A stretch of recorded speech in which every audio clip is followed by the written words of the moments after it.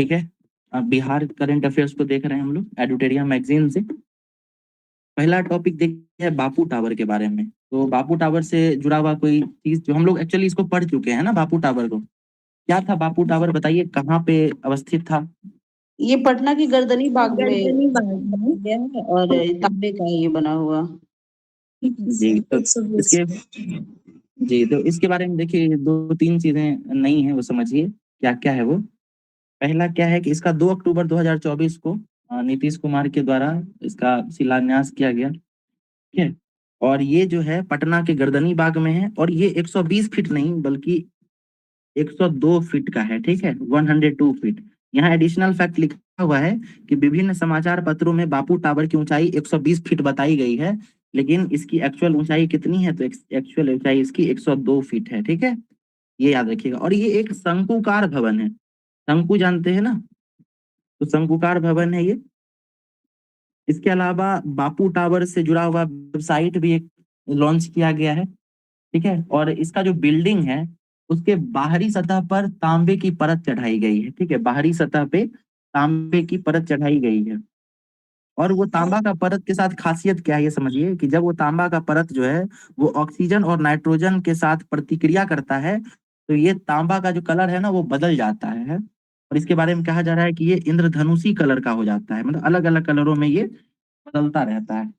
ये सारी चीजें बापू टावर के बारे में बताई गई हैं। उसके अलावा बापू टावर में 5 रैंप भी हैं। 5 रैंप। रैंप क्या होता है? तो जैसे एक सीढ़ी होता है, ठीक है, लेकिन सीढ़ी के स्थान पर कई बार आप लोग देखेंगे इस तरीके से सर्कुलर जो है ना रैंप बनाया जाता है गोल गोल ऊंचाई पे जाने के लिए। तो यानी कोई पाथ होगा, कोई रास्ता होगा, इसी को रैंप कहा गया है। तो बापू टावर में कुल मिलाकर 5 रैंप बनाया गया है। ठीक है, इतना इंपॉर्टेंट है हमारे लिए, 5 रैंप है उसमें। लेकिन वो कौन कौन सा रैंप है हम वो भी रीड कर देते हैं, याद रखिएगा। 5 रैंप है, इतना जरूर याद रखिएगा। ठीक है, कौन कौन सा रैंप है वो सुनिए। पहला रैंप है गांधी जी का बिहार आगमन और चंपारण सत्याग्रह। ठीक है, पहला रैंप यानी पहला जो गलियारा होगा उसमें इन चीजों के बारे में दर्शाया गया होगा। क्या? तो गांधी जी का बिहार आगमन और चंपारण सत्याग्रह। रैंप 2 में क्या है? तो द्वितीय विश्व युद्ध का भारत पर असर और भारत छोड़ो आंदोलन में बिहार। ये दूसरे रैंप पे दिखाया गया है। तीसरे रैंप पर गांधी जिन्ना वार्ता, शिमला सम्मेलन, नोआखाली यात्रा, इनको दिखाया गया है। रैंप 4 में बिहार में गांधी, प्रार्थना सभा में गांधी जी, माउंटबेटन गांधी की मुलाकात, ये चौथा रैंप है। और पांचवा रैंप है गांधी जी एक प्रेरणा स्रोत, गांधी जी एक आइकन इत्यादि। ठीक है, ये 5 रैंप है, इसके बारे में आप लोग याद रखिएगा। रैंप किस बारे में है अगर ये नहीं भी याद रखते हैं तो कोई दिक्कत नहीं है, बस इतना याद रखिएगा कि ये 5 रैंप है इसमें बापू टावर में। ठीक है, कहाँ बनाया गया है बापू टावर? गर्दनी पटना के गांधी गर्दनी में। पटना के गर्दनी बाग में बनाया गया है। ठीक है, बहुत बढ़िया। चलिए आगे देखते हैं हम लोग। तो इससे जुड़ा हुआ कोई लग रहा है क्या कुछ मिस हो गया? सारी चीजें तो देख ही लिए हम लोग ना। यस और सर। पहले पहले भी बात कर चुके थे इसके बारे में, तो कुछ नया जो है वो इसमें नहीं मिल रहा है। ओके, अगला अगला टॉपिक देखते हैं। तीसरी एशियाई जल पक्षी गणना। तीसरी एशियाई जल पक्षी गणना 2024, इसके बारे में समझिए क्या है। तो ये पर्यावरण वन एवं जलवायु परिवर्तन मंत्री के द्वारा किया गया है, मतलब इस मंत्रालय के द्वारा किया गया था। और पर्यावरण वन एवं जलवायु मंत्री प्रेम कुमार जो हैं, इन्होंने तीसरी एशियाई जल पक्षी गणना की रिपोर्ट जारी की। तो ये पूछा जा सकता है कि ये जो जल पक्षी गणना है ये किस क्रम का है? तो ये तीसरे क्रम का है, ये जरूर याद रखिएगा। इसमें 28 जिलों के 84 आर्द्र भूमियों में सर्वे किया गया था। तो 28 जिले के 44 आर्द्र भूमियों का नाम भी याद रखिएगा, ये संख्या इंपॉर्टेंट हो सकता है। इसके अलावा कहा गया है महत्वपूर्ण बिंदुओं में, देखिए ये इतना इंपॉर्टेंट नहीं है, इतना सारा फैक्ट हम लोगों को नहीं याद करना है, बट फिर भी हम एक बार रीड कर देते हैं। बिंदु में क्या है? तो बिहार में जल पक्षियों की 237 प्रजातियां मिली हैं, इनमें से 19 प्रजातियां संकटग्रस्त हैं। कुल 80,246 प्रजातियों पक्षियों की संख्या पाई गई है।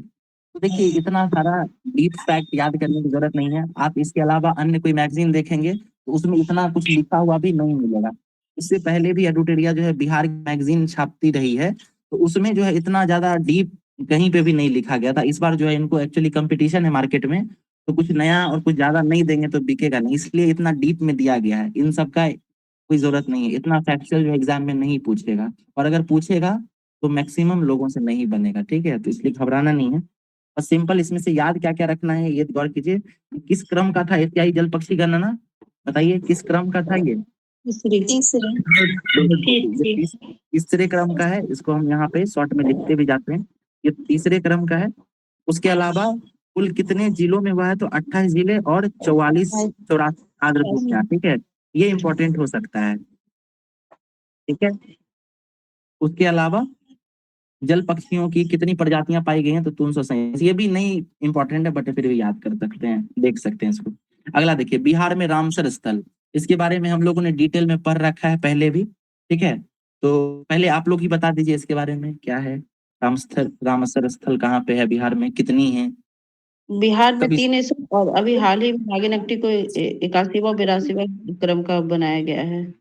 बहुत बढ़िया, ठीक है। ये 5 जून 2024 को पर्यावरण दिवस के दिन मनाया गया है, ठीक है। और नागी नक्टी किस जिले में अवस्थित है? ये जमुई में है। जमुई में है, बहुत बढ़िया। अब हम एक बार इसको पढ़ देते हैं। बिहार के 2 आर्द्रभूमि स्थल नागी और नक्टी को रामसर स्थलों में शामिल किया गया है। अब बिहार में कुल 3 रामसर स्थल हो गए हैं, ठीक है। नागी वेटलैंड पहला है, यह जमुई जिले में स्थित है, एक मानव निर्मित पक्षी अभ्यारण्य है, तो ये ह्यूमन मेड है, मानव के द्वारा बनाया गया है, जो झाझा वन रेंज में स्थित है। झाझा वन रेंज, झाझा एक इलाका भी है, झारखंड से जुड़ा हुआ है, आप लोग पढ़े होंगे, झाझा, झाझा, गेडी, ये सब आता है उधर। फिर नागी नदी पे बांध बनाकर नागी वेटलैंड निर्माण किया गया था, ये 791 हेक्टेयर में फैला हुआ है। फिर एशियाई जल पक्षी गणना के अनुसार इसमें 7,844 पक्षी देखे गए हैं, ये सब इंपॉर्टेंट नहीं है, इसको स्किप कीजिए। अगला देखिए, 1984 में वेटलैंड को पक्षी अभ्यारण्य के रूप में नामित किया गया था। देखिए हमारे लिए इंपॉर्टेंट क्या क्या है इसमें, पहला तो ये जमुई जिला इंपॉर्टेंट है, ठीक है, किस जिले में है ये, तो जमुई में है। उसके बाद ये मानव निर्मित है, पूछ सकता है आर्टिफिशियल है कि मेन मेड है या नेचुरल है, तो याद रखिएगा ये मानव निर्मित है, आर्टिफिशियल है। उसके अलावा ये किस नदी पे है, तो नागी नदी पे है, याद रखिएगा इन चीज को। उसके अलावा ये 791 हेक्टेयर में फैला हुआ है, ये डाटा हमारे लिए इंपॉर्टेंट नहीं है। हमारे लिए इंपॉर्टेंट क्या है कि नागी और नकटी इन दोनों में से बड़ा कौन सा है, तो यहाँ पे डाटा दिया गया है, नागी जो है 791 हेक्टेयर में है और नकटी जो है ये 333 हेक्टेयर में है। तो इस आंकड़े से पता चलता है कि नागी जो है ये बड़ा है और नकटी जो है ये छोटा है। याद रखिएगा, नागी 2 ही लेटर का है, ठीक है, लेकिन ये साइज में बड़ा है, नकटी 3 लेटर का है लेकिन साइज में ये छोटा है, ठीक है। इसके बारे में हम लोगों ने पहले भी देख रहा है, 5 जून को जो है इसको रामसर का दर्जा दिया गया है।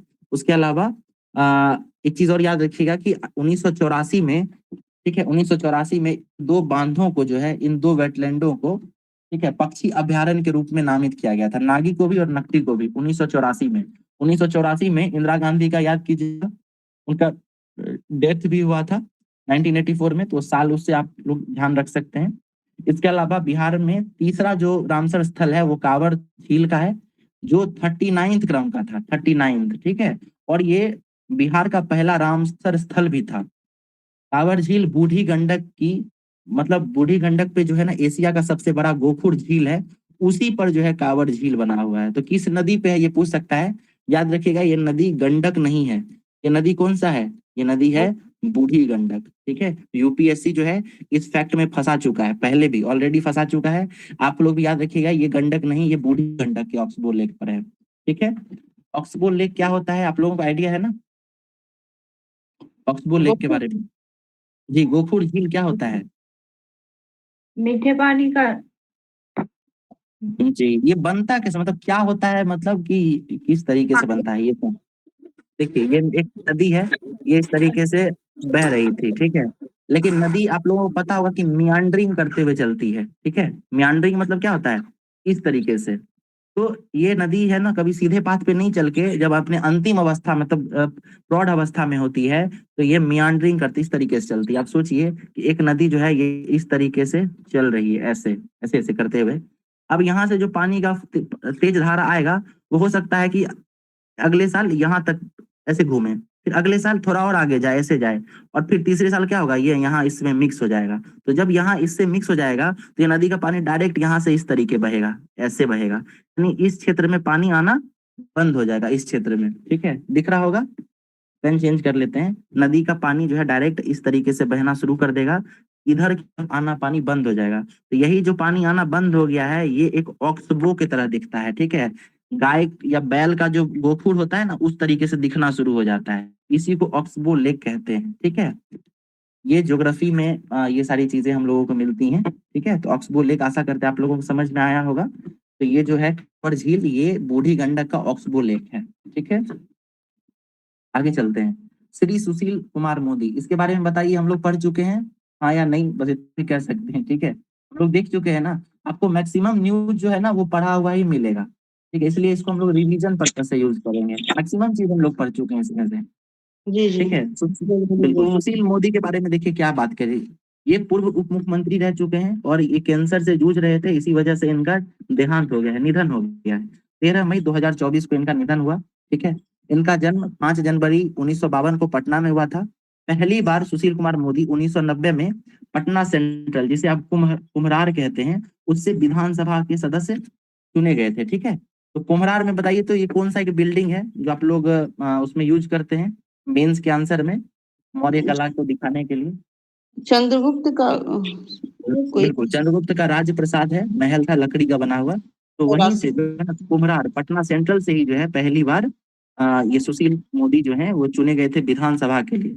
फिर 2004 में वो भागलपुर से लोकसभा के लिए चुने गए थे। इसके अलावा 2005 में वो बिहार के उप मुख्यमंत्री बने, साथ ही साथ वो वित्त मंत्री भी बने। 2020 में वो राज्यसभा के लिए भी चुने गए थे, ठीक है। ये सारी चीजें आप याद रखिएगा। उन्होंने लालू प्रसाद यादव के ऊपर एक किताब लिखी है, इस किताब का नाम क्या है? लालू लीला, इस किताब का नाम है। इनके अलावा 2 और किताबें लिखी गई हैं, क्या बिहार भी असम बनेगा, और दूसरा किताब है आरक्षण, ठीक है।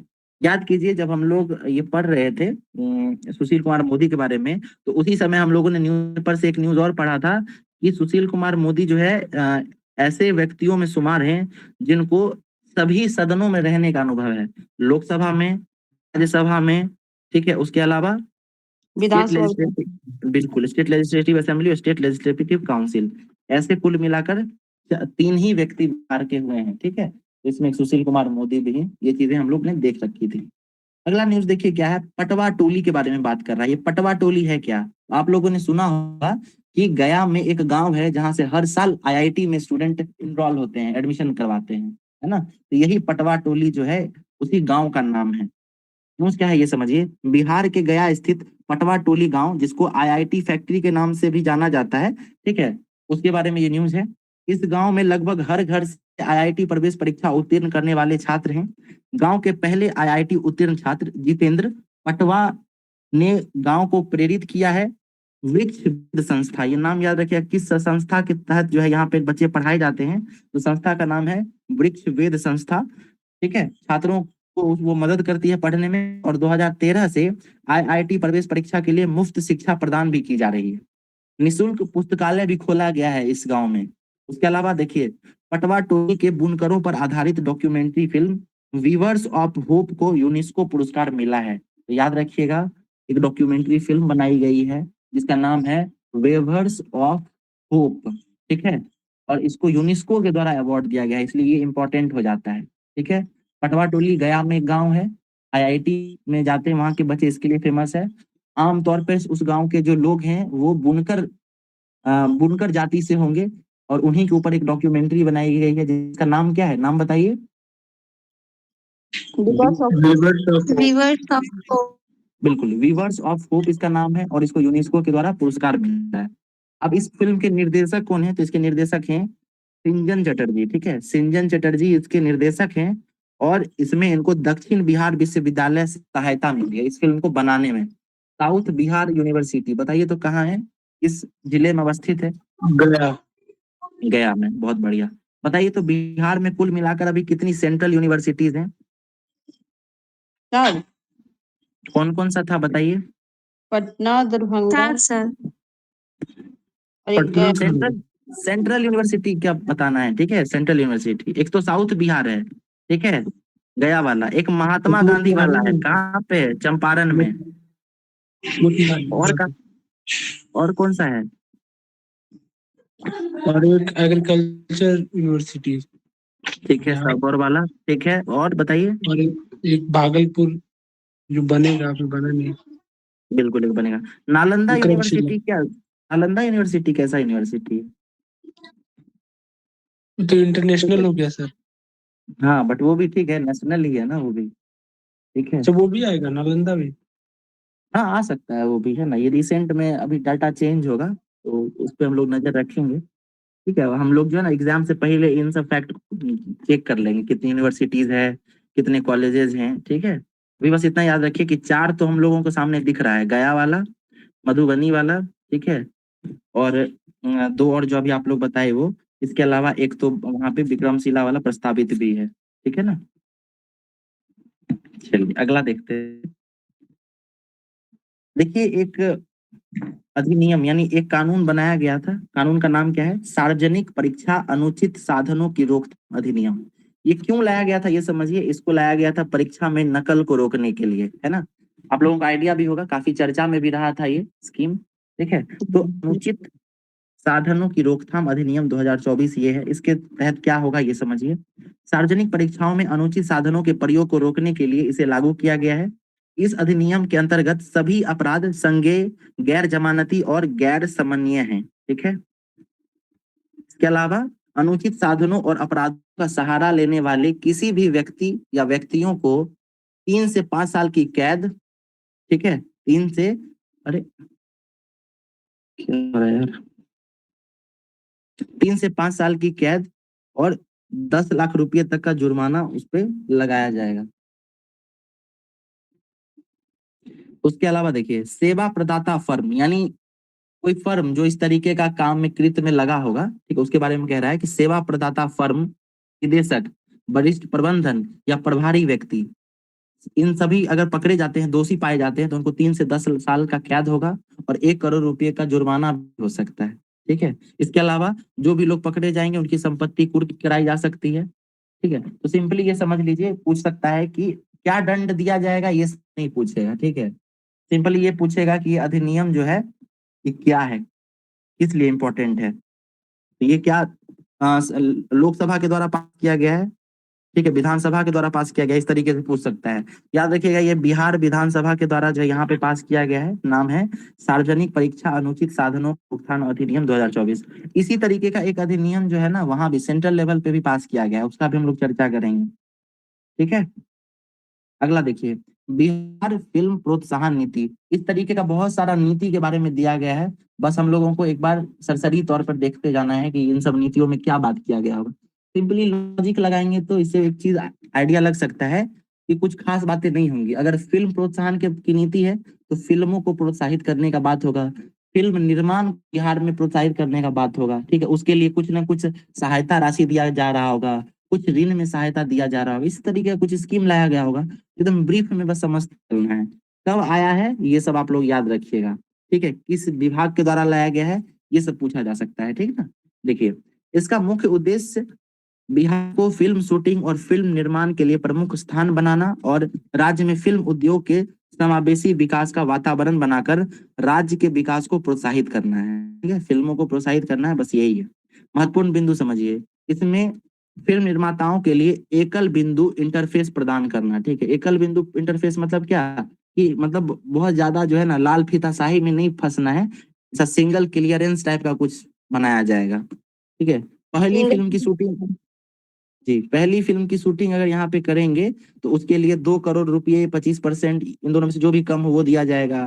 फिर न्यूनतम 50% शूटिंग जो है वो बिहार राज्य में होना चाहिए। फिल्म का टोटल शूटिंग में 50% शूटिंग बिहार में होना चाहिए, तभी वो इस स्कीम के लिए पात्र होंगे। उसी तरीके से अगर दूसरी फिल्म कोई बनाता है कोई निर्माता तो उसके लिए एक अलग पात्रता दिया गया है, तीसरी फिल्म के लिए अलग दिया गया है, ठीक है। हमारे लिए ये सारा फैक्ट इंपॉर्टेंट नहीं है, बस यही इंपॉर्टेंट है कि फिल्म मतलब बिहार फिल्म प्रोत्साहन नीति आया है, इसके तहत फिल्मों को प्रोत्साहित किया जा सकता है। ये आपके इंटरव्यू वगैरह के लिए इंपॉर्टेंट है। मेंस में बिहार के डेवलपमेंट पे अगर आपको इकोनॉमी में कोई सवाल लिखना हो तो उसमें आप एक जो है नजरिया ये भी डाल सकते हैं, मल्टी डायमेंशनल अगर आंसर लिखते हैं तो उसमें आप एक डायमेंशन ये भी दे सकते हैं कि यहाँ पे फिल्मों को भी प्रोत्साहित किया जा रहा है, इससे क्या होगा, इकोनॉमी बूस्ट होगा। इस तरीके से जोड़ सकते हैं इसको, ठीक है। मेंस के लिए बहुत ज्यादा इंपॉर्टेंट ये नहीं है। एक चीज याद रखिएगा कि ये जो फिल्म प्रोत्साहन नीति के बारे में हम लोग बात कर रहे हैं, इसमें फिल्म तो है ही, इसके अलावा ओटीटी के बारे में भी बात किया गया है, यानी ओटीटी को भी प्रोत्साहित करेगा, और फिल्मों पे जो सीरियल वगैरह आता है उन सभी को भी प्रोत्साहित करने का बात किया गया है। यानी फिल्म में सिर्फ फिल्म नहीं है, इसमें ओटीटी और धारावाहिक वगैरह भी इसमें इंक्लूडेड है। ठीक है, इस बात का आप लोग ध्यान रखिएगा। ठीक है, चलिए अगला देखिए क्या कह रहा है। बिहार लघु उद्यमी योजना, इसके बारे में हम लोगों ने पहले ही बात कर रखी है ना। इसमें है क्या समझिए। बिहार लघु उद्यमी योजना, इसका उद्घाटन 5 फरवरी 2024 को मुख्यमंत्री के द्वारा किया गया है। योजना स्वरोजगार के लिए अधिकतम 2 लाख रुपए तक की अनुदान देने की इसमें बात कही गई है। याद कीजिए 2 लाख रुपया था। ठीक है, उसके अलावा ये 2 लाख रुपया जो है इसको 3 किस्तों में दिया जाना था।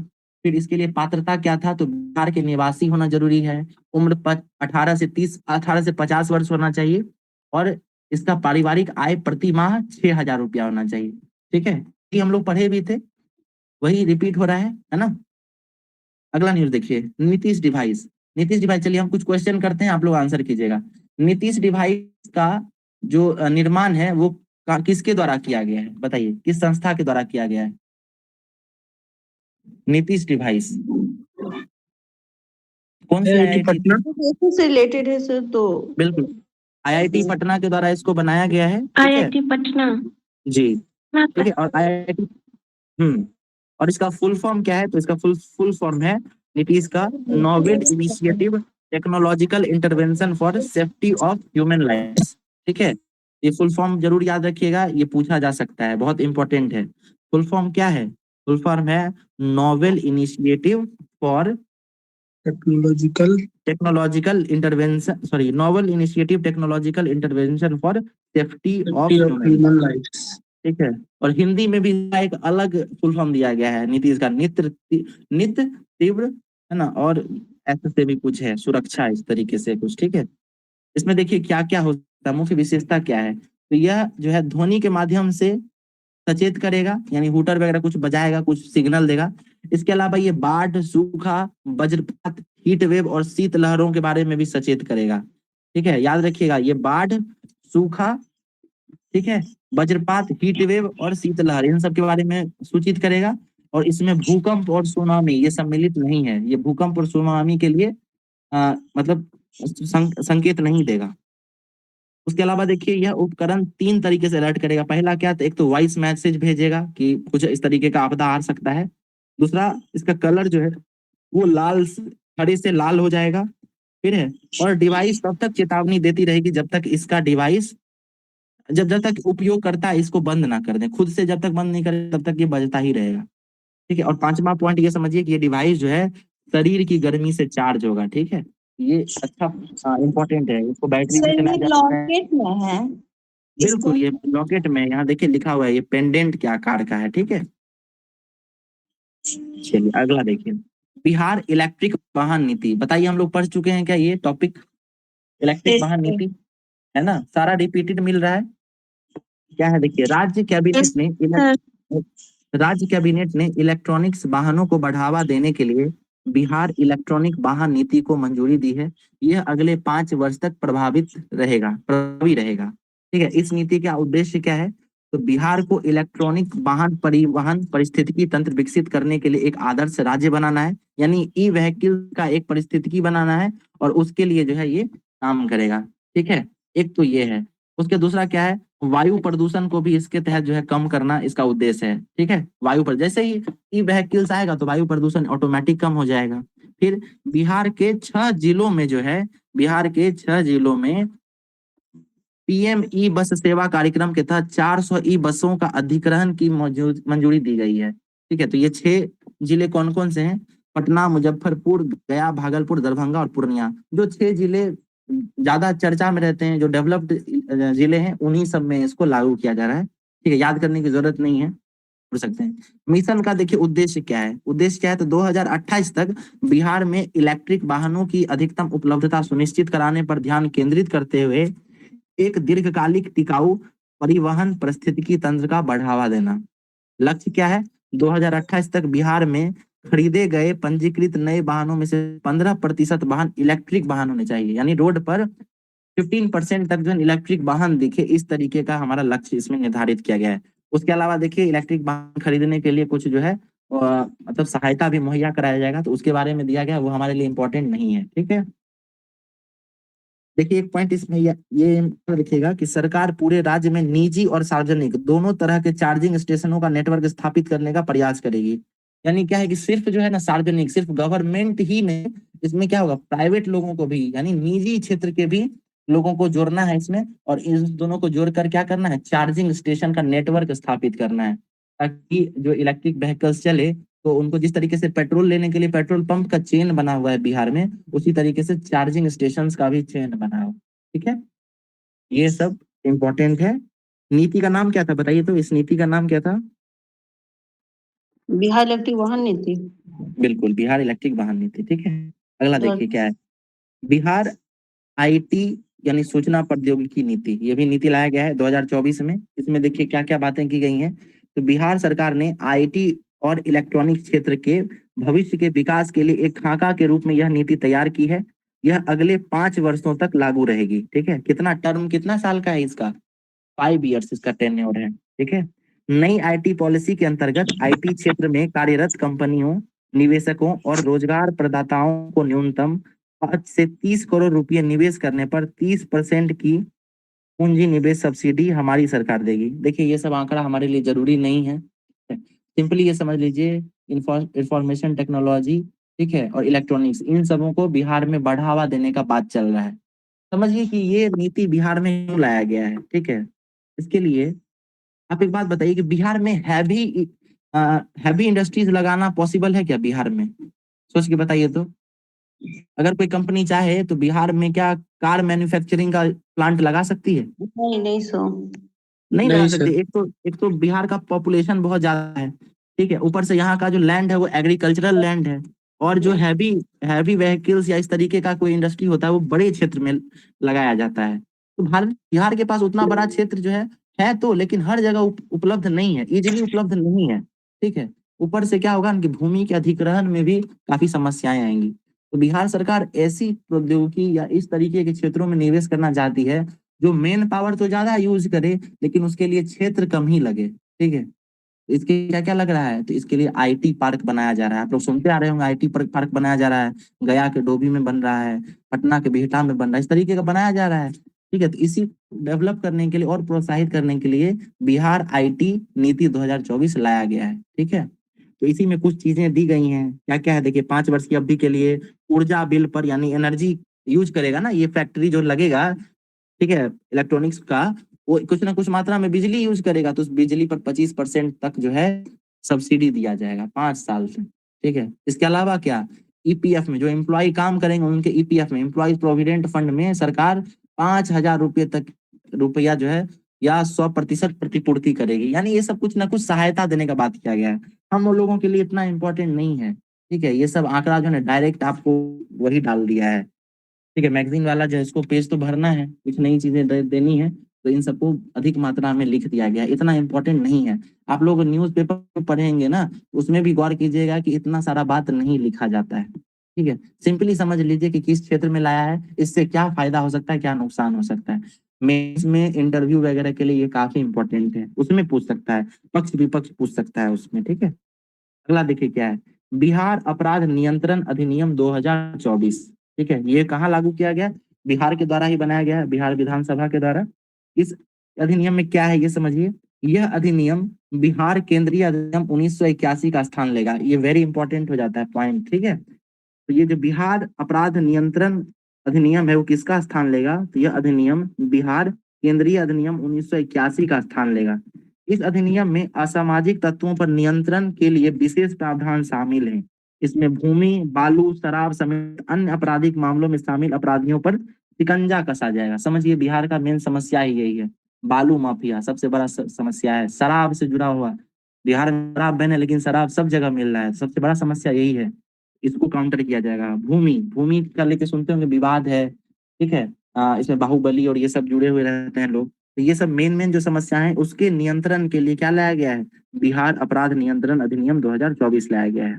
ठीक है, यह अधिनियम व्यापक रूप से परिभाषित करता है कि किसे असामाजिक व्यक्ति कहा जा सकता है।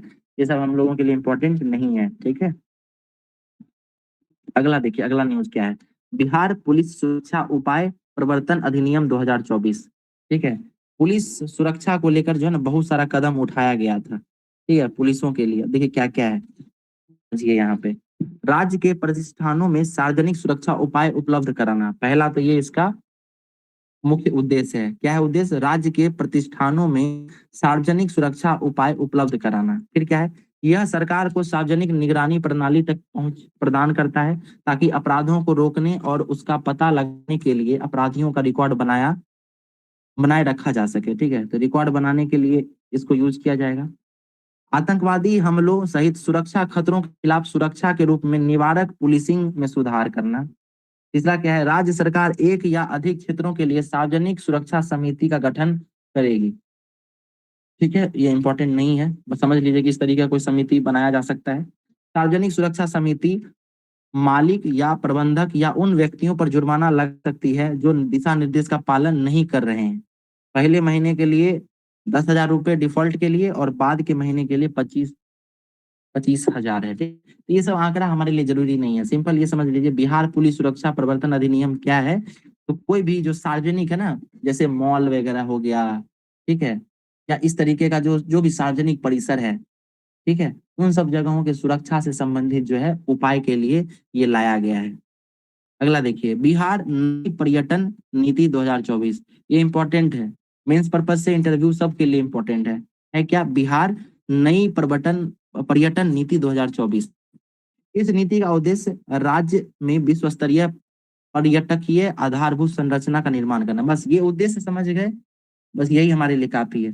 एक बात बताइए, तो हम लोगों ने पर्यटन से जुड़ा एक और स्कीम पढ़ा था जिसमें जो है कोई भी सार्वजनिक क्षेत्र है, टूरिस्ट प्लेस, वहां पे जो रीजनल लोग हैं, वहाँ आसपास के जो लोग हैं, वो क्या करेंगे, अपने घरों के आसपास ही, घरों के अंदर ही इंफ्रास्ट्रक्चर बना के वहां पर रहने के लिए बेड मुहैया कराएंगे, नाइट स्टे का सुविधा देंगे। ठीक है, ये बताइए तो कौन सा स्कीम था ये?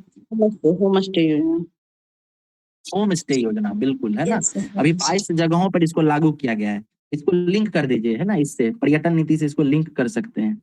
देखिए एक अब उसका क्या है सर, हम सफर नीति मतलब हाईवे पे बिल्कुल बिल्कुल, वो सेंट्रल गवर्नमेंट का है, हम लोग उस पर बात कर चुके हैं। ठीक है, ये देखिए बिहार नई पर्यटन नीति, उसका उद्देश्य समझ गए कि बिहार में विश्व स्तरीय पर्यटकीय आधारभूत संरचना का निर्माण करना है, इंफ्रास्ट्रक्चर डेवलपमेंट करना है। उसके अलावा ये सब जो है हमारे लिए इम्पोर्टेंट नहीं है 10 करोड़ या कितना प्रतिशत, ये सब इम्पोर्टेंट नहीं है। इम्पोर्टेंट क्या है? कौशल प्रशिक्षण के माध्यम से प्रतिभाशाली कार्यबल का विकास करना। अब ये पर्यटन में ये फैक्ट भी जुड़ा हुआ है। ठीक है, हो सकता है पर्यटन में अगर ये स्टेटमेंट दे दे और पूछे कि सही है कि गलत, तो हो सकता है कि ये कौशल प्रशिक्षण पर्यटन से ना जुड़ा हुआ महसूस हो, लेकिन देखिए इसमें ये भी जोड़ा गया है। ठीक है, कौशल प्रशिक्षण भी समझिए कि टूरिज्म होगा तो उसमें होटल मैनेजमेंट या इस तरीके का और भी होता है ना मैनेजमेंट। ठीक है, तो उसके लिए प्रशिक्षित किया जा सकता है लोगों को, ये इसमें जोड़ा गया है। फिर सूचीबद्ध होटल, रिजॉर्ट और टूर ऑपरेटर या पर्यटक गाइडों को रोजगार देने पर भी अनुदान देने की व्यवस्था की गई है ना, गाइड वगैरह जो मिलता है उन सब का भी इसमें डेवलपमेंट का बात किया गया है। अगला योजना क्या है देखिए, मुख्यमंत्री उद्यमी योजना। ये थोड़ा पुराना है, ठीक है, बट इसमें दे दिया गया तो हम लोग रिवाइज कर लेते हैं। क्या कह रहा है समझिए, बिहार राज्य के बेरोजगार युवा युवतियों को मुख्य धारा में सम्मिलित करने व स्वरोजगार प्रदान करने एवं उनके आर्थिक उत्थान के लिए मुख्यमंत्री उद्यमी योजना की शुरुआत की गई। इनके अंतर्गत निम्न योजनाएं शामिल है। इसके अंतर्गत देखिए, मुख्यमंत्री उद्यमी योजना के अंतर्गत और भी योजनाएं, यानी मुख्यमंत्री उद्यमी योजना है, ये अम्ब्रेला योजना है। ठीक है, एक ऐसा योजना है जिसके अंतर्गत और भी कई योजनाएं हैं। क्या क्या है? मुख्यमंत्री अनुसूचित जाति जनजाति उद्यमी योजना, मुख्यमंत्री अति पिछड़ा वर्ग उद्यमी योजना, मुख्यमंत्री महिला उद्यमी योजना, ये बहुत चर्चा में रहा था। ठीक है, फिर देखिए मुख्यमंत्री युवा उद्यमी योजना, मुख्यमंत्री अल्पसंख्यक उद्यमी योजना, यानी हर प्रकार का जितना भी कास्ट है, जितने भी महिला हैं, SC ST हैं, दलित हैं, ठीक, OBC हैं, सभी के लिए कुछ ना कुछ उद्यमिता को बढ़ावा देने के लिए ये योजना लाया गया था। आर्यता मतलब क्या है, कौन कौन इसके लिए एलिजिबल है? तो आवेदक बिहार का स्थायी निवासी होना चाहिए, फिर कम से कम 10+2 या इंटरमीडिएट ITI पॉलिटेक्निक डिप्लोमा या समकक्ष उत्तीर्ण होना चाहिए। आयु सीमा क्या है? तो 18 से 50 वर्ष के बीच होना चाहिए। इकाई proprietorship firm, partnership firm, LLP अथवा प्राइवेट लिमिटेड कंपनी हो। पांचवा क्या है, आवेदक अपने जिले में ही परियोजना स्थापना कर सकता है। ठीक है, तो ये याद रखिएगा, आवेदक अपने जिले में ही परियोजना स्थापित कर सकता है। वित्तीय सहायता क्या है, 10 लाख रुपया देना है, उसका 50% जो है वो एक किस्त में दे दिया जाएगा, बाकी जो है उसको अलग अलग दिया जाएगा, है ना, अलग अलग किस्तों में। उसके अलावा इस पे, है ना, कितना परसेंट जो है ब्याज लिया जाएगा, तो वो भी कुछ निश्चित किया गया है। ये सब हमारे बहुत ज्यादा इंपॉर्टेंट नहीं है, इसको स्किप कर सकते हैं। ठीक है, ढांचा क्या क्या तैयार होगा बताइए उद्यमिता के लिए। तो पहला क्या है समझिए, मल्टी मॉडल लॉजिस्टिक्स पार्क, है ना, उद्यमिता को बढ़ावा देने के लिए क्या बनाया जाएगा, मल्टी मॉडल लॉजिस्टिक्स पार्क।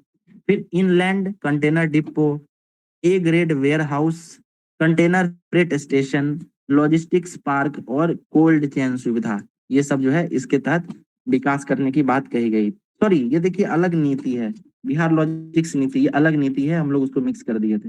यहाँ जो है हमारा उद्यमी योजना खत्म हो गया है। ठीक है, उद्यमी योजना खत्म हो चुकी है। अब हम लोग अगला नीति देखते हैं, बिहार लॉजिस्टिक्स नीति। लॉजिस्टिक्स क्या होता है बताइए, तो किन्हीं को आइडिया है लॉजिस्टिक्स के बारे में? कहाँ सुनते हैं हम लोग ये टर्म लॉजिस्टिक्स? सर ये तो कोई हर क्षेत्र में होता है ना, औद्योगिक क्षेत्र में हो गया, फिर एग्जैक्टली, लॉजिस्टिक्स मतलब क्या होगा कि कोई ऐसा सामान जिसका ट्रांसफर एक जगह से दूसरी जगह हो। ठीक है, इसको लॉजिस्टिक्स कहते हैं। उसके लिए आप देखिए यहाँ मैन्युफैक्चरिंग होता है। मन समझिए कि बिहार में फूड प्रोसेसिंग को लेकर काफी संभावनाएं हैं, या अभी हम लोग समझे कि IT के लिए काफी संभावना है, इंफॉर्मेशन टेक्नोलॉजी के लिए। तो वहां यहाँ बिहार में जब ये सामान तैयार होगा, तो इसको सामान को एक जगह से दूसरी जगह भी तो ले जाना होगा, उसको लंबे समय तक सुरक्षित भी तो रखना होगा। ठीक है, उस जैसे अलग अलग योजना, जी बताइए। एक सर होप एंड स्पोक कुछ था बिहार का ही, उसमें भी हाँ हाँ, लॉजिस्टिक्स रिलेटेड था, वो भी नीति जो था। बिल्कुल बिल्कुल ठीक कह रहे हैं ना। तो देखिए ये लॉजिस्टिक्स पीएम गति शक्ति सर, जो सेंट्रल लेवल पे चल रहा है, वो भी सेंट्रल लेवल पे, लॉजिस्टिक। बिल्कुल वो भी लॉजिस्टिक्स से जुड़ा हुआ है। फ्रेट कॉरिडोर जो बनाया गया है वो भी किससे जुड़ा हुआ है, लॉजिस्टिक्स से ही जुड़ा हुआ है। ठीक है, बहुत बढ़िया, आप समझ चुके हैं। इसमें देखिए बिहार सरकार क्या कर रही है, ये बिहार लॉजिस्टिक्स नीति लाई है। क्यों लाई है, तो बिहार सरकार ने राज्य में औद्योगिक और सामाजिक विकास के लिए अंतर्राष्ट्रीय मानक की बुनियादी सुविधाएं उपलब्ध कराने के उद्देश्य से यह नीति जारी की है। इस नीति के अंतर्गत ये सारी चीजें हैं, हमारे लिए इंपॉर्टेंट नहीं है, पता नहीं क्यों छाप दिया है इतना सारा। ठीक है, इसके तहत निम्नलिखित ढांचा तैयार किया जाएगा, ये हमारे लिए इंपॉर्टेंट है। क्या क्या लॉजिस्टिक्स के लिए क्या क्या किया जा सकता है, तो मल्टी मॉडल लॉजिस्टिक्स पार्क बनाया जाएगा। इनलैंड कंटेनर डिपो, है ना, कंटेनर डिपो मतलब क्या, बड़ा बड़ा कंटेनर होता है जिसको लाद कर मालगाड़ी से भेजा जाता है या शिप पे चढ़ाया जाता है, तो उसका इनलैंड कंटेनर डिपो बनाया जाएगा। ए ग्रेड वेयर हाउस बनाया जाएगा, कंटेनर फ्रेट स्टेशन बनाया जाएगा, लॉजिस्टिक्स पार्क बनाया जाएगा और कोल्ड चेन की सुविधा दी जाएगी, है ना। सामान बन गया है, कोई रॉ मटेरियल मतलब रॉ से अगर कोई पक्का सामान बन गया है, मान के चलिए खाद्य पदार्थ, खाद्य प्रसंस्करण के तहत, तो उसके लिए कुछ समय के लिए उसको कोल्ड स्टोरेज में भी तो रखना होगा, है ना, नहीं तो खराब हो जाएगा। इसलिए इन सब चीजों को लॉजिस्टिक्स नीति के तहत डेवलप किया जाएगा। अगला देखिए, 2005-6 से भारत में बहुआयामी गरीबी एक चर्चा पत्र। समझिए ये हाल ही में जो है ना, ये MPI multi dimensional poverty index का नवीनतम आंकड़ा प्रस्तुत किया गया था। ये काफी चर्चा में भी रहा था कि बिहार जो है वो गरीबी से बाहर निकालने के मामले में बहुत ऊपर था ये। ठीक है, सबसे ज्यादा संख्या में निकाला था, ये सब था कुछ परसेंटेज में। एक बार उसी के बारे में दिया गया, हम लोग इसको पढ़ लेते हैं। 15 जनवरी 2024 को नीति आयोग, पहले समझिए कि MPI किसके द्वारा लाया गया था, डाटा नीति आयोग के द्वारा लाया गया था। वर्ष 2005-6 से भारत में बहुआयामी गरीबी शीर्षक से एक चर्चा पत्र जारी किया है। यह पेपर नीति आयोग के UNDP के सहयोग से तैयार किया है। तो याद रखिएगा, नीति आयोग और UNDP, United Nations development programme, ये दोनों मिल के इसको जारी किया है। इस चर्चा पत्र में राष्ट्रीय परिवार स्वास्थ्य सर्वेक्षण 4, यानी जो 2015-16 के लिए आया था, राष्ट्रीय परिवार स्वास्थ्य सर्वेक्षण और राष्ट्रीय परिवार स्वास्थ्य सर्वेक्षण 5, इनके आंकड़ों को प्रयोग किया गया है। ठीक है, यानी ये दोनों आंकड़ा यूज करके जो है एक वो पत्र निकाला गया है। ठीक है, कंपेरेटिव स्टडी के लिए है ना, दो अलग अलग आंकड़ों को लिया गया है। ठीक, इस पेपर के अनुसार बिहार का प्रदर्शन और स्थिति, कैसा प्रदर्शन ये समझिए, बिहार में 3.77 करोड़ लोग बहुआयामी गरीबी से बाहर आए हैं, जो पिछले 9 वर्षों में उत्तर प्रदेश के बाद दूसरे सबसे बड़ा आंकड़ा है। ठीक है, यानी सेकंड नंबर पे है गरीबी से बाहर लोगों को निकालने में। उत्तर प्रदेश में सबसे ज्यादा निकाला गया है गरीब गरीब लोगों को गरीबी से, और फिर दूसरे स्थान पर अपना बिहार है। ये पूछ सकता है, ठीक है, आंकड़ा की कौन से स्थान पे है गरीबी से बाहर निकालने में, तो ये दूसरे स्थान पर है। बिहार में हेड काउंट अनुपात में सबसे बड़ी गिरावट दर्ज किया गया है।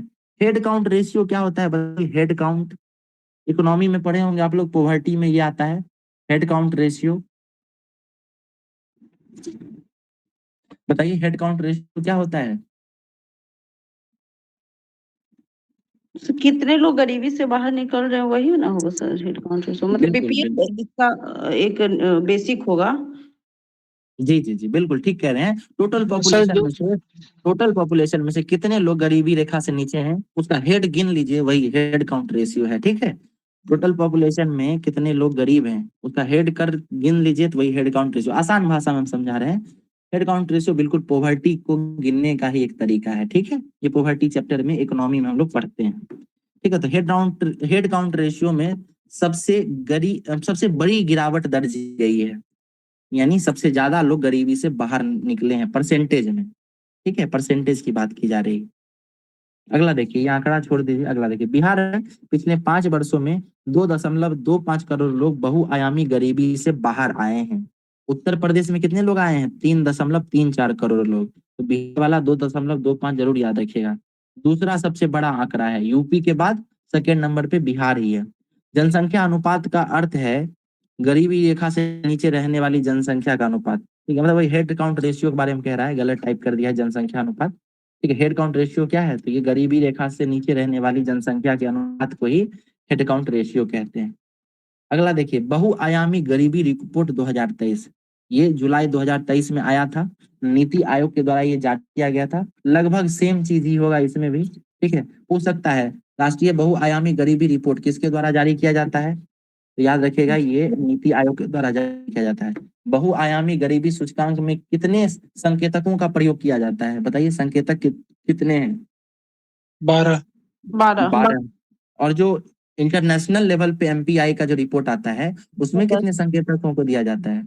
10। 10 संकेतक, बिल्कुल। ये दो ऐसा कौन सा संकेतक जो बिहार मतलब इंडियन गवर्नमेंट यूज करती है?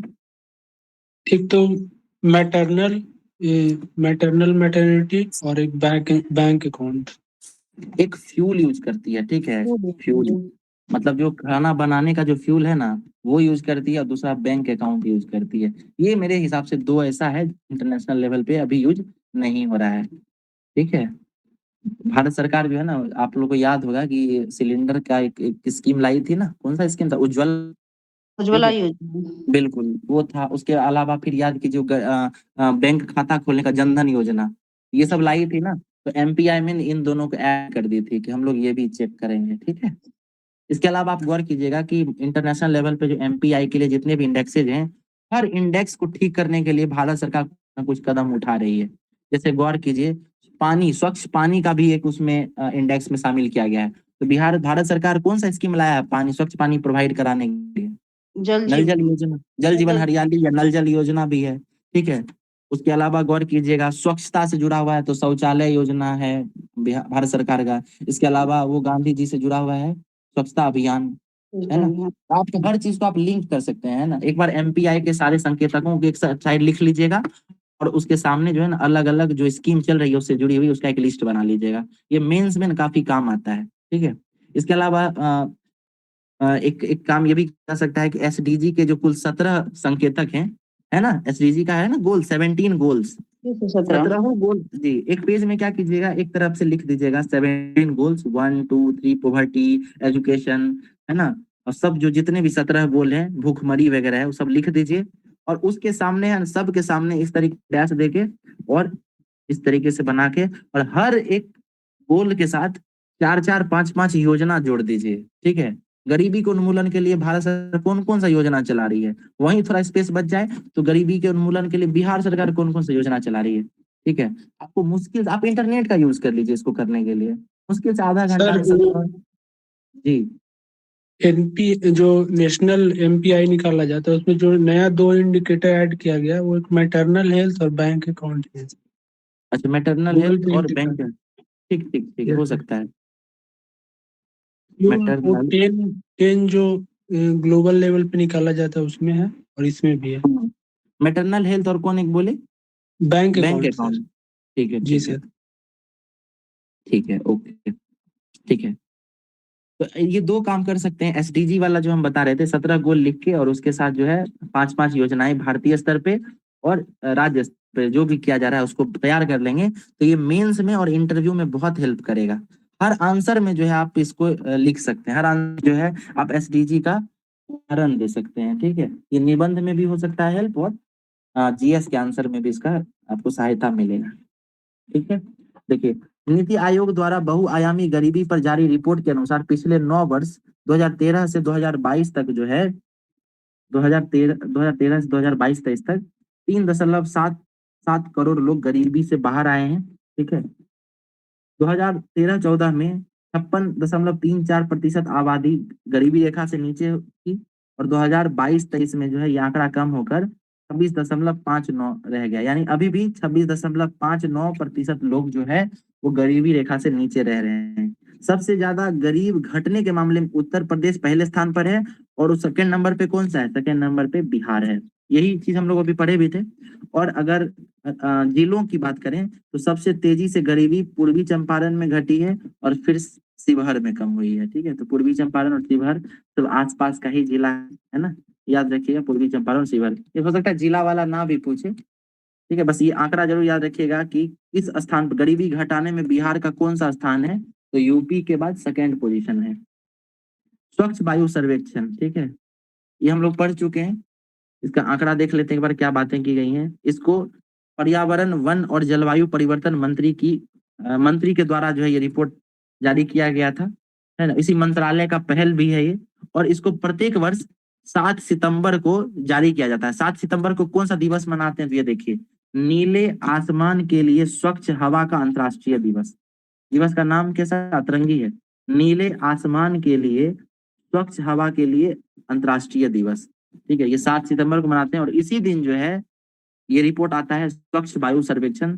ठीक है, तो इसमें जो है पटना इसको 10वां स्थान मिला है। ठीक है, उसके गया गया को 8वां स्थान है, मतलब टॉप पे जो।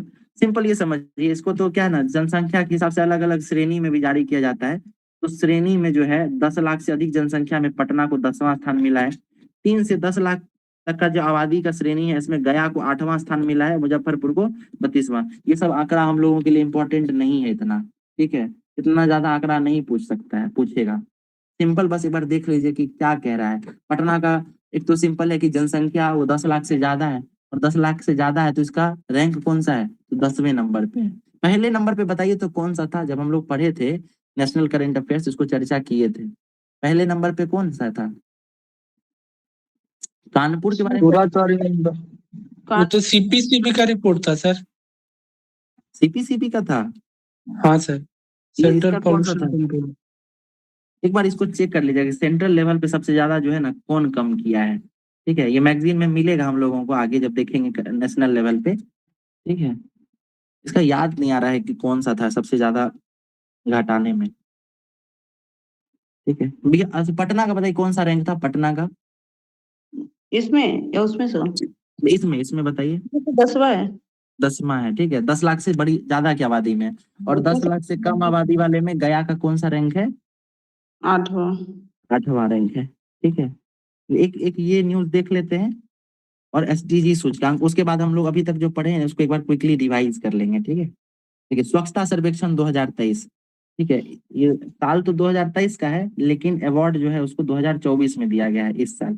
इसमें देखिए क्या है, जारीकर्ता केंद्रीय आवास और शहरी मंत्रालय, राष्ट्रपति के द्वारा भारत मंडपम नई दिल्ली में इसको दिया गया है। इंदौर और सूरत संयुक्त रूप से भारत के सबसे स्वच्छ शहर का खिताब जीते हैं। बिहार का बात करें तो बिहार जो है समग्र रूप से 15वें स्थान पर है।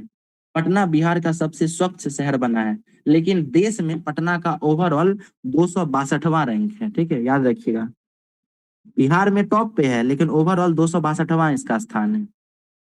ठीक है, पटना को कचरा मुक्त शहर और वाटर प्लस टैग भी मिला है। ये बिहार का पहला शहर है जिसको कचरा मुक्त शहर और वाटर प्लस टैग दिया गया है।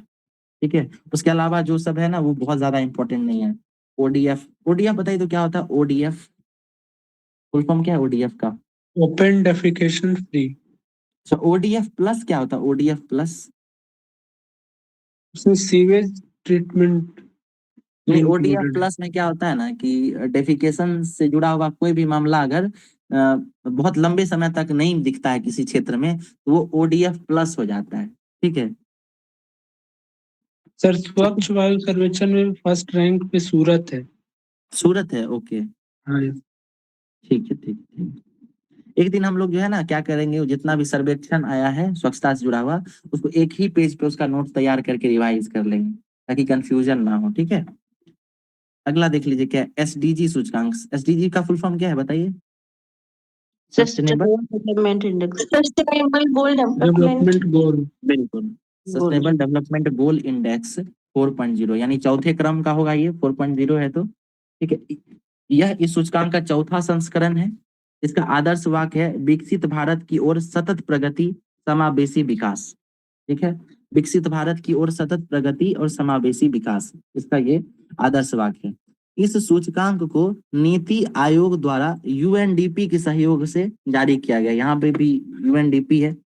फिर राज्यों में प्रथम स्थान 79, यहाँ देखिए हर बार केरल टॉप पे रहता था SDG इंडेक्स में, लेकिन इस बार 79 अंक के साथ उत्तराखंड के साथ केरल, दो जो राज्य ऐसा है जो टॉप पे रहा है, उत्तराखंड और केरल। ठीक है, बिहार का प्रदर्शन कैसा रहा है? तो हर साल की तरह बिहार अभी भी सबसे निचले पायदान पे है। बिहार का अंक कितना है? 57 है। ठीक है, फिर सेकंड नंबर से नीचे झारखंड है जो 62 नंबर पे है। ठीक है, बिहार को परफॉर्मर श्रेणी में रखा गया, ये वेरी इंपॉर्टेंट है, श्रेणी याद रखिएगा, परफॉर्मर श्रेणी में रखा गया है। 50 से 64 के बीच परफॉर्मर का जो है ग्रुप होता है।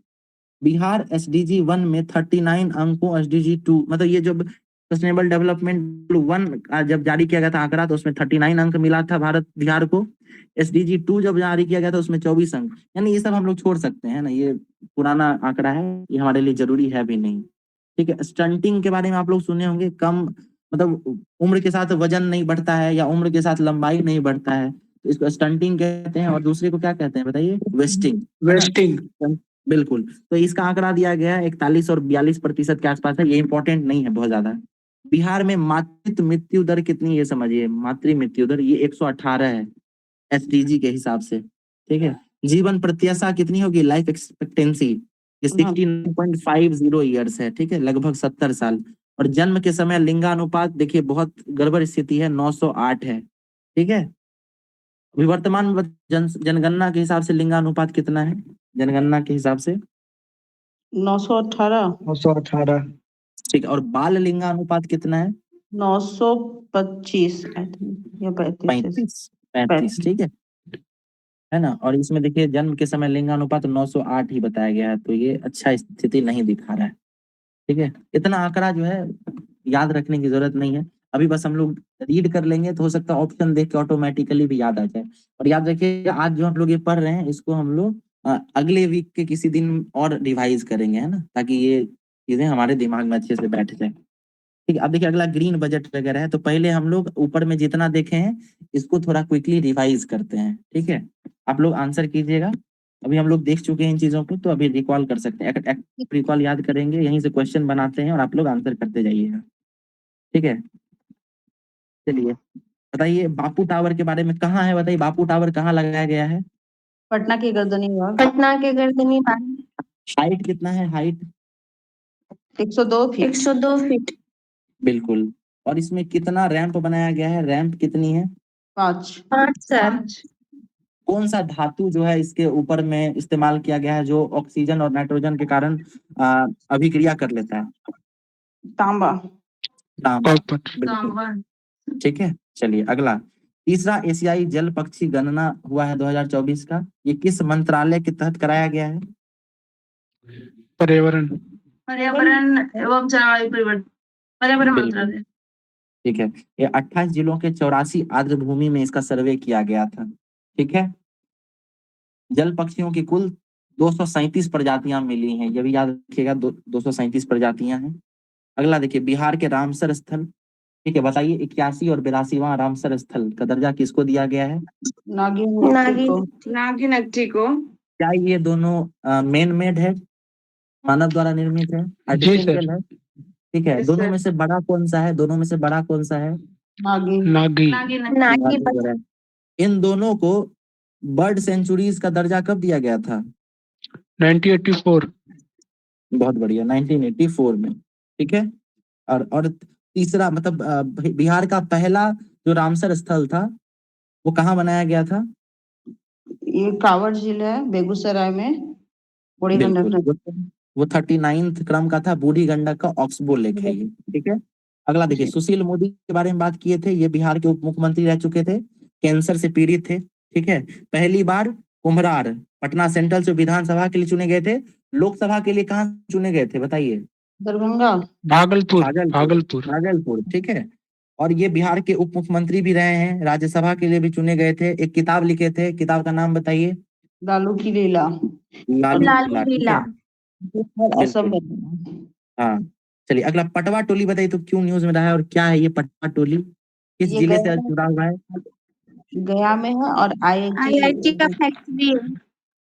हैंडीक्राफ्ट के लिए फेमस है सर। बिल्कुल, हैंडीक्राफ्ट के लिए भी है, बिल्कुल, बुनकरों के लिए। फिल्म का नाम क्या था बताइए? फिल्म का नाम जिसको यूनेस्को का अवार्ड मिला था? वीपर्स ऑफ होप। बिल्कुल, वेवर्स ऑफ होप। ठीक है, बहुत बढ़िया। निर्देशक कौन है? सिंजन चटर्जी इसके निर्देशक हैं। ठीक है, और इसको साउथ बिहार यूनिवर्सिटी की तरफ से मदद किया गया है इस फिल्म को बनाने के लिए। अगला देखिए, सिंपल बताना है कि ये किस चीज से जुड़ा हुआ है। सार्वजनिक परीक्षा अनुचित साधनों की रोकथाम अधिनियम 2024 किस क्षेत्र से जुड़ा हुआ है ये बताइए? परीक्षा में जो नकल होती है उससे लेके है। बिल्कुल, परीक्षा में जो नकल होता है उसको रोकने के लिए। ठीक है, अगला देखिए, बिहार फिल्म प्रोत्साहन नीति।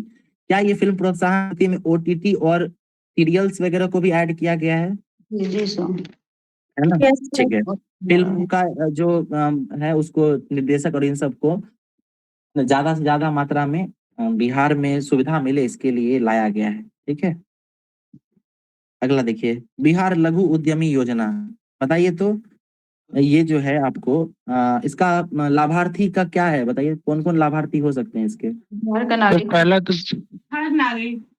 हाँ, बिल्कुल, बिहार का नागरिक होना चाहिए, उम्र 18 से 50 वर्ष के बीच होना चाहिए, और 6,000 रुपये मासिक वेतन। मासिक आय 6,000 रुपये फैमिली चाहिए। इनकम। बिल्कुल, है ना? ओके, 2 लाख रुपया तक दिया जाएगा और 3 किस्तों में दिया जाएगा। नीतीश डिवाइस, नीतीश डिवाइस किसके द्वारा बनाया गया है, किसके द्वारा डेवलप किया गया है? आईआईटी पटना। द्वारा फुल फॉर्म क्या है? Full form novel initiative technological intervention for safety of human life. ठीक है, चार्ज कैसे होगा बताइए? शरीर के तापमान।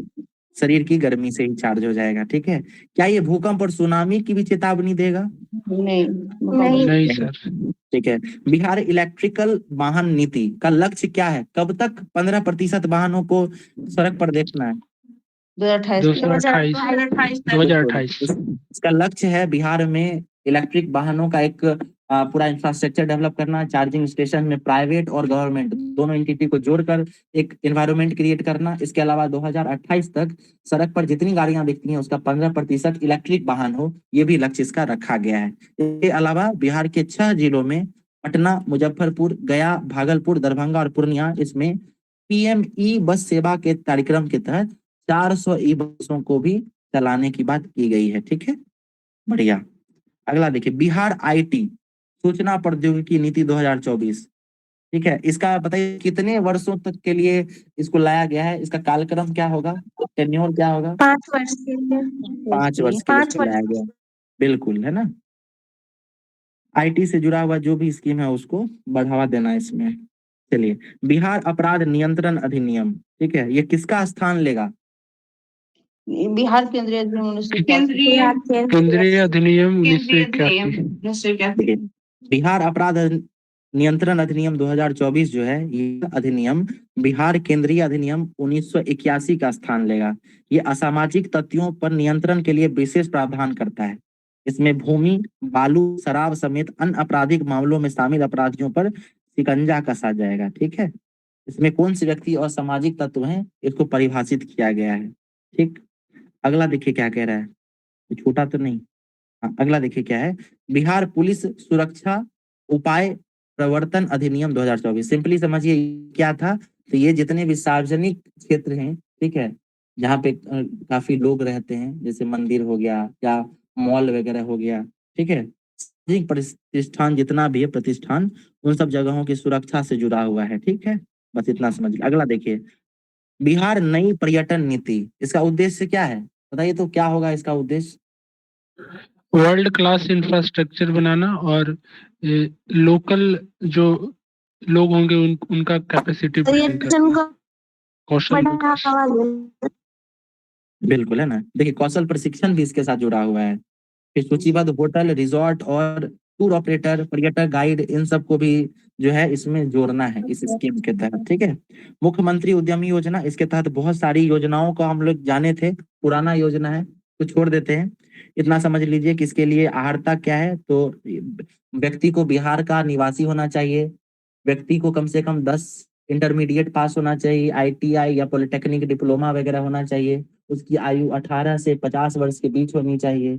आवेदक जो है वो अपने ही जिले में परियोजना का लाभ ले सकता है, और परियोजना का लाभ लेगा तो उसको अपने ही जिले में स्थापना भी करना उद्यम का, ठीक है। ये भी इसकी अर्हता है। बिहार लॉजिस्टिक्स नीति, लॉजिस्टिक्स को बढ़ावा देने के लिए लाया गया है, ठीक है। और इसके तहत क्या क्या बनाया जाएगा? तो इसके तहत multi modal logistics park develop किया जाएगा, इनलैंड कंटेनर डिपो बनाया जाएगा, ग्रेड ए वेयर हाउस बनाया जाएगा, कंटेनर फ्रेट स्टेशन बनाया जाएगा, लॉजिस्टिक्स पार्क बनाया जाएगा और कोल्ड चेन सुविधा भी विकसित किया जाएगा, ठीक है। चलिए, 2005-6 में भारत में बहुआयामी गरीबी एक चर्चा पत्र, बताइए ये चर्चा पत्र किसके द्वारा जारी किया गया है, किसकी सहायता से? नीति आयोग द्वारा जारी किया नीति गया है, आयोग। सहयोग और से। UNDP की सहायता से। बहुत बढ़िया, ठीक है। और इसमें किस किस आंकड़ों को यूज किया गया है? नेशनल फैमिली हेल्थ सर्वे का फैमिली कौन कौन हेल्थ सा? सर्वे 4 4 और 5 5 दोनों लिया गया है, ठीक है। गरीबी से बाहर निकालने में बिहार का कौन सा स्थान है भारत में? दूसरा दूसरा है। पहले नंबर पे कौन सा दूसरा है? यूपी। यूपी। जो अभी MP आया है, मल्टी डायमेंशनल पॉवर्टी इंडेक्स जो रिपोर्ट आया है, उसमें हेड काउंट रेशियो, सबसे ज्यादा हेड काउंट रेशियो जो है उसको चेंज करने में कौन सा राज्य अव्वल है? यूपी। बिहार। नहीं, बिहार है। हेड बिहार। काउंट रेशियो में बिहार टॉप पे है ना। देखिए, बिहार ने हेड काउंट अनुपात में सबसे बड़ी गिरावट दर्ज की है, ठीक है। हेड काउंट रेशियो क्या होता है? गरीबी का माप के लिए इस्तेमाल किया जाता है।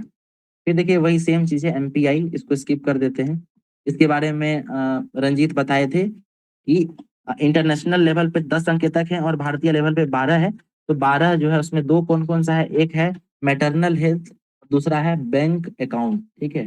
ये दोनों को एक्स्ट्रा जो है भारत सरकार ने जोड़ा है MPI के इंडेक्स में, ठीक है। स्वच्छ वायु सर्वेक्षण 2024, ठीक है। ये बताइए तो कब जारी किया जाता है, किस तारीख को, या कौन सा दिवस है उस दिन? 7 7 सितंबर। 7 सितंबर को उस दिन जो है नीले आसमान के लिए स्वच्छ हवा के अंतर्राष्ट्रीय दिवस के रूप में मनाया जाता है, ठीक है। ये पर्यावरण, वन और जलवायु परिवर्तन मंत्रालय की एक पहल है, ठीक है। इसमें 10 लाख की जनसंख्या से अधिक वाले जो शहर हैं उसमें पटना का कौन सा स्थान रहा था? 10वां। 10वां। और गया का स्थान 8वां। 8वां। स्वच्छता सर्वेक्षण 2023 में टॉप के 2 शहर कौन से हैं पहले स्थान पर? इंदौर और सूरत। ये अवार्ड इनके द्वारा दिया गया और कहाँ पे दिया गया?